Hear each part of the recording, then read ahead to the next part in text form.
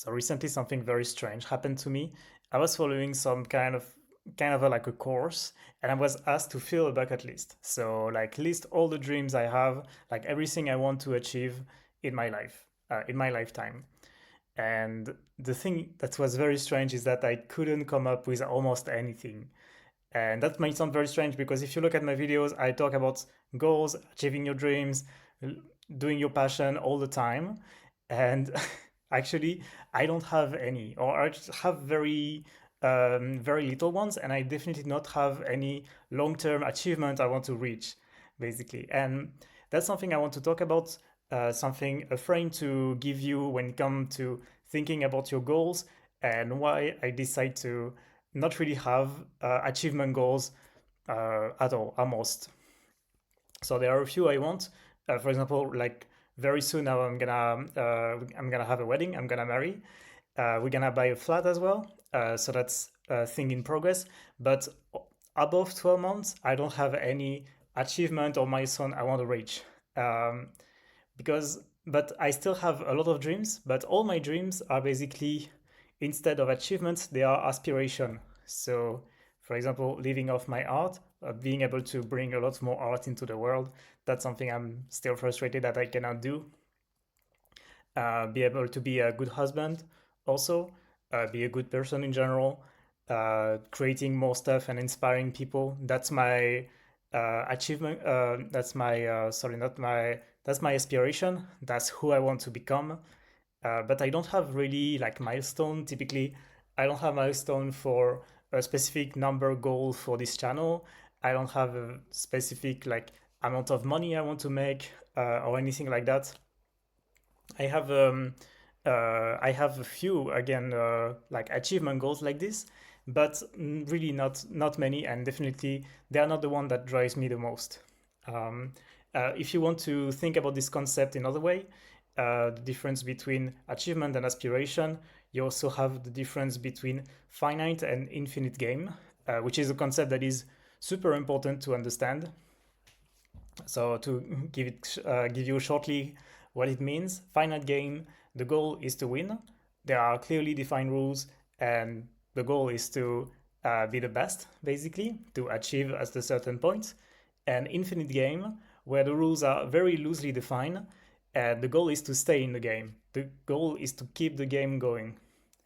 And most things that are very valuable in life are in that second category, typically health. Like you don't win at health, you don't win at being healthy. You basically, the goal is to stay healthy, to stay alive. Same thing with the relationship. Your goal is not to achieve marriage, wedding. The goal is to keep the relationship going. There is no point where you are done, where it's over and you have won, basically. And same thing, strangely, with business as well. Although I think a lot of people who haven't done anything like this don't think as such. But there is no point when you are done.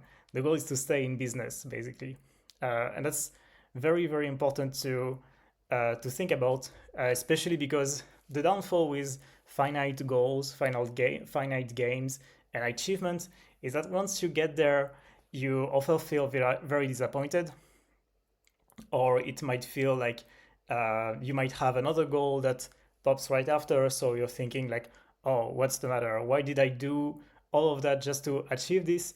And I still feel the same inside. I still feel empty, or it hasn't very solved all the problem I thought it would solve. So typically, that's the case with money, for example, early retirement, for example, like achieving a certain job, etc. You realize, oh wait, and that's something that still happens to me, realizing like, oh, achieving something, achieving a new stage in life, and like, oh man, the game continues. Wait, it's not just over. There is no credit. the the life is gonna keep continuing, whatever you do. Whether you achieve your goal or not, time is gonna pass the same way. Well, I recommend you to like work on things you care about during the time it's spent, but there is no end. That's my point. There is no point where you'll be done whatever you do, and it's kind of crazy to think about.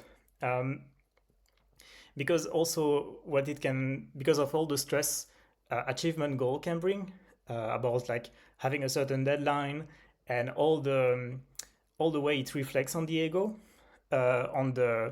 sorry. For example, a lot of achievement goals, some aspiration goals as well, are very ego driven. So for example, they are there to show off to people, to like finally have something good on your resume to say, something like this. And when it doesn't work out, it can bring so much stress, so much anxiety around it, and that's a very stressful way to live life, stressful way to achieve, to see your goals basically.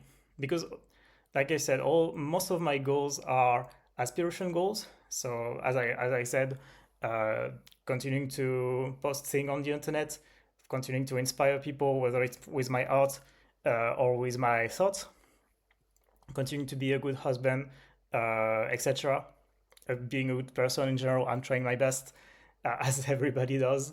But this, if there is something that's what I want to go to arrive at, is that there is something very comforting in having those goals, those aspirations that you'll not be never be done with, uh, that you will keep improving at it.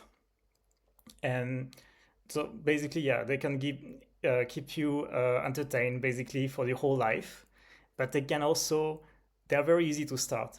If you want to be like, for example, if you have an aspiration to be a good reader, typically you only need to start reading. You only need to change your identity. You only need to, you don't need to have the permission of someone. You don't need, for example, a lot of achievement goals that I never really understood is, for example, to get a specific job, get into a specific university, to win a certain contest, etc. And those things are completely outside of your control. I'm not saying that all achievement goals are like this, but a lot of them are. Whether aspiration goals, identity, you can also call them identity goals, are very reachable, within your reach, and you know just need to do some work on yourself, maybe change some of your condition, or make a plan to change them. For example, if you want to move to live in another country or have a different career, etc. Those are things that you might need to work on. But in general, I find, at least in the example I can find myself, that aspiration goals are much more reachable, even though you are never fully done with them. And that's completely just changed your outlook on life. Because before I was really much in the other camp, very much trying to achieve certain milestone, trying to check some of the boxes, and it really didn't make me that happy. So I would recommend like thinking a bit. First of all, do you have like, if I was asking you to make a bucket list, what would you put on there? Would you Do you have a lot of goals like this, or would you rather have, like I said, aspiration, etc., like more lifestyle, difference in lifestyle that you like, something you would practice every day? I'm not saying, in conclusion, honestly, I've been thinking about what's the conclusion, what you should take away from this video. And I don't think it's about you only need like aspiration and achievements are bad, because I think achievements must be said that they're gonna push you further. You need some kind of stress also sometimes. It's okay to not to like put some pressure on yourself to achieve something, and that you might feel proud and that might unlock more doors for you. I think that's very okay, even though like it, you might feel disappointed afterwards. You might be happy you did it anyway. Uh, so really, I think you should really have more of a balance of both. Me, maybe I should have more. I should have more achievement goals, more things I want to hit in the coming future.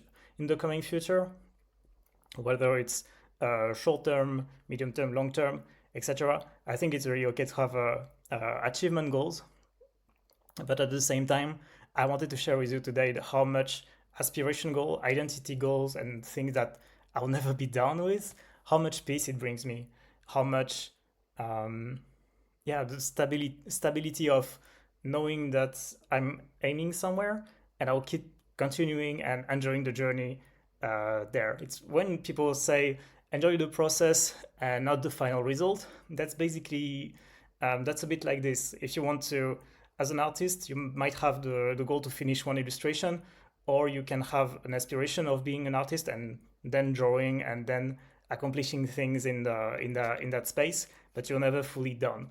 And I think you kind of need both.